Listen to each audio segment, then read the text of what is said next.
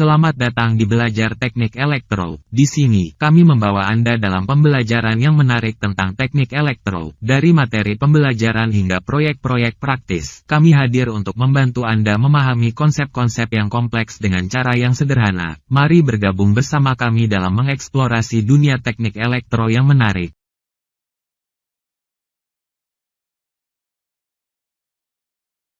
Bagian 1.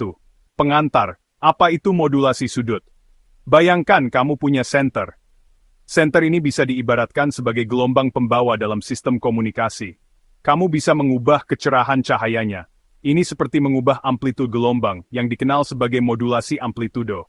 Dalam modulasi amplitudo, kita mengubah kekuatan sinyal untuk membawa informasi. Namun ada cara lain yang lebih efisien. Tapi bagaimana jika kita bisa mengubah arah cahaya yang ditunjukkan? Ini adalah konsep dasar dari modulasi sudut. Itulah ide dasar di balik modulasi sudut. Alih-alih mengubah amplitudo, kita mengubah sudut gelombang. Dalam dunia telekomunikasi, kita menggunakan gelombang untuk membawa informasi. Gelombang ini bisa berupa gelombang radio, gelombang mikro, atau bahkan gelombang cahaya. Modulasi sudut adalah cara cerdas untuk mengkodekan informasi ke gelombang ini dengan mengubah sudutnya.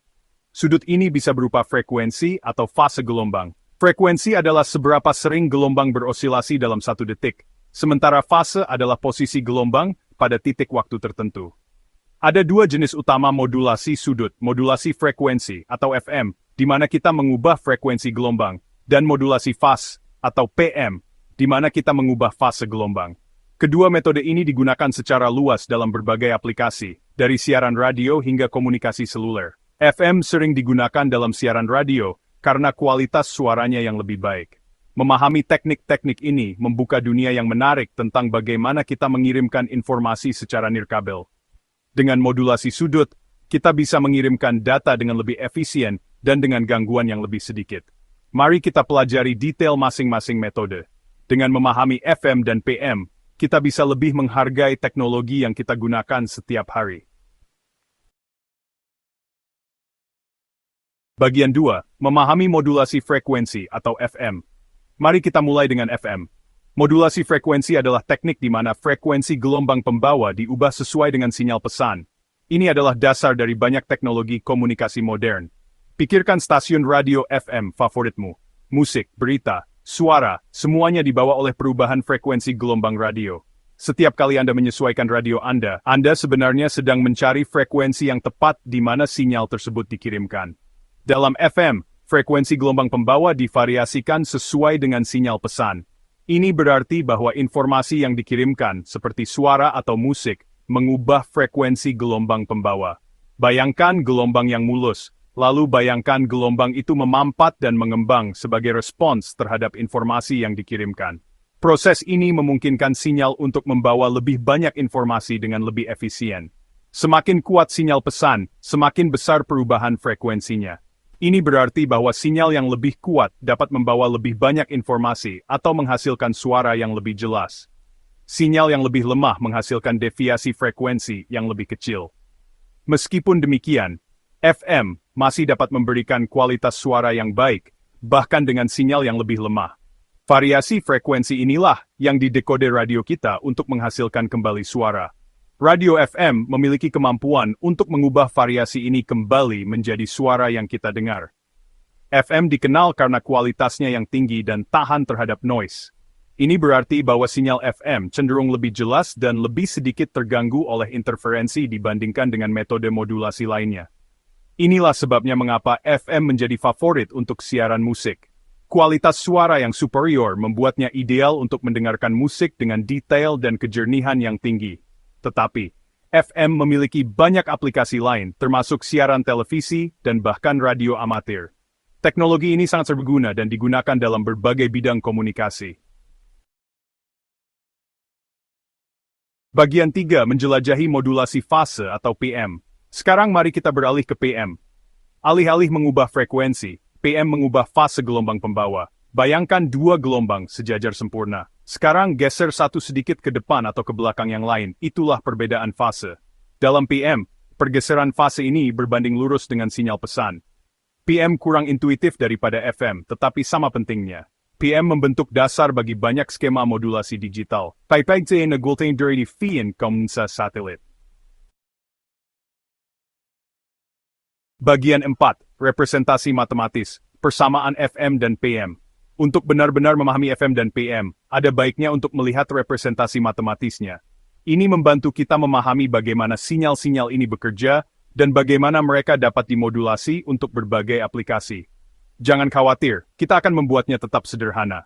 Kami akan memecah setiap persamaan dan menjelaskan komponen-komponennya satu persatu. Untuk FM, frekuensi sinyal pembawa carrier bervariasi sesuai dengan amplitudo sinyal informasi.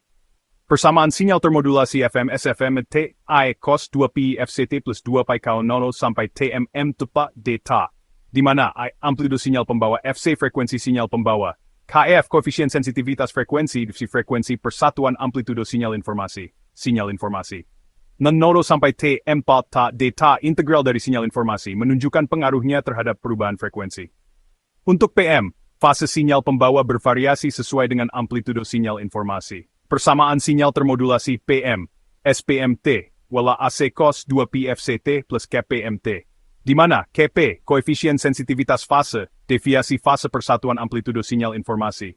Variabel lainnya sama seperti pada FM. Persamaan ini mungkin terlihat rumit, tetapi hanya menggambarkan bagaimana frekuensi dan fase gelombang pembawa berubah sebagai respons terhadap sinyal pesan. Dengan memahami persamaan ini, kita dapat lebih baik mengapresiasi bagaimana FM dan PM digunakan dalam komunikasi modern, seperti dalam radio, televisi, dan teknologi nirkabel lainnya. Bagian 5. Mengilustrasikan konsep, penggambaran grafis FM dan PM. Sebuah gambar bermakna 1000 kata, terutama ketika mencoba memvisualisasikan konsep kompleks seperti FM dan PM. Dalam grafik FM, Anda akan melihat bahwa frekuensi gelombang berfluktuasi di sekitar frekuensi pembawa. Semakin tinggi amplitudo sinyal pesan, semakin besar deviasi frekuensi. Dalam grafik PM, fase gelombang melompat maju atau mundur sesuai dengan sinyal pesan. Semakin besar pergeseran fase, semakin kuat sinyal pesan. Representasi grafis ini memberikan pemahaman jual tendas dan bagaimana FPM dengan memodulasi pembawa untuk membangun frekuensi. Bagian 6. Aplikasi dunia nyata. Di mana FM dan PM bersinar.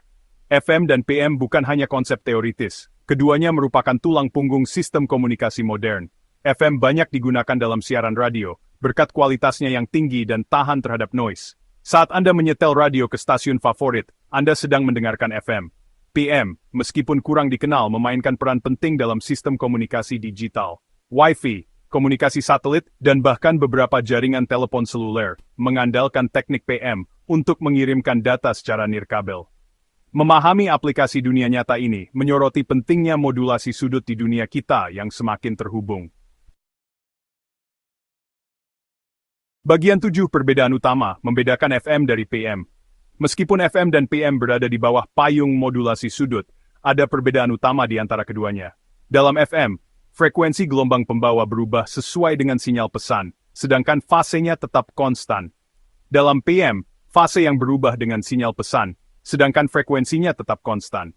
Perbedaan utama lainnya terletak pada karakteristik noise-nya. FM dikenal karena kekebalannya terhadap noise yang lebih baik daripada PM, sehingga cocok untuk aplikasi yang membutuhkan kualitas tinggi, seperti siaran musik. Memahami perbedaan-perbedaan ini sangat penting ketika memilih teknik modulasi yang tepat untuk aplikasi tertentu. Bagian 8. Keuntungan dan kerugian, membandingkan FM dan PM. Baik FM maupun PM memiliki kelebihan dan kekurangannya masing-masing, sehingga cocok untuk aplikasi yang berbeda. FM menawarkan kualitas tinggi dan kekebalan noise, menjadikannya ideal untuk siaran musik. Namun, FM membutuhkan bandwidth yang lebih lebar dibandingkan dengan PM. PM, di sisi lain, lebih efisien dalam bandwidth tetapi lebih rentan terhadap noise.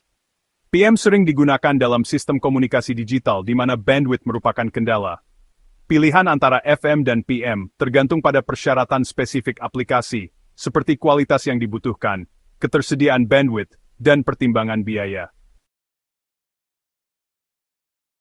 Bagian 9. Kesimpulan, kekuatan modulasi sudut. Modulasi sudut, yang mencakup FM dan PM, adalah konsep dasar dalam telekomunikasi. Ini memungkinkan kita untuk mengirimkan informasi secara nirkabel dengan mengubah sudut gelombang radio secara halus. Dari siaran radio hingga komunikasi seluler, FM dan PM memainkan peran penting di dunia modern kita. Teknik-teknik ini, meskipun tampak rumit, didasarkan pada prinsip-prinsip sederhana, mengubah frekuensi atau fase gelombang untuk membawa informasi. Memahami prinsip-prinsip ini membuka apresiasi yang lebih dalam untuk kekuatan tak terlihat yang menghubungkan kita melalui gelombang udara. Terima kasih telah menonton. Jika Anda menyukai konten-konten informatif seputar dunia teknik elektro, maka channel Belajar Teknik Elektro adalah tempat yang tepat untuk Anda.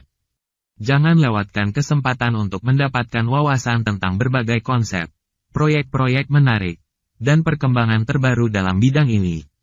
Jangan lupa untuk berlangganan channel kami agar tidak ketinggalan setiap video baru yang kami unggah.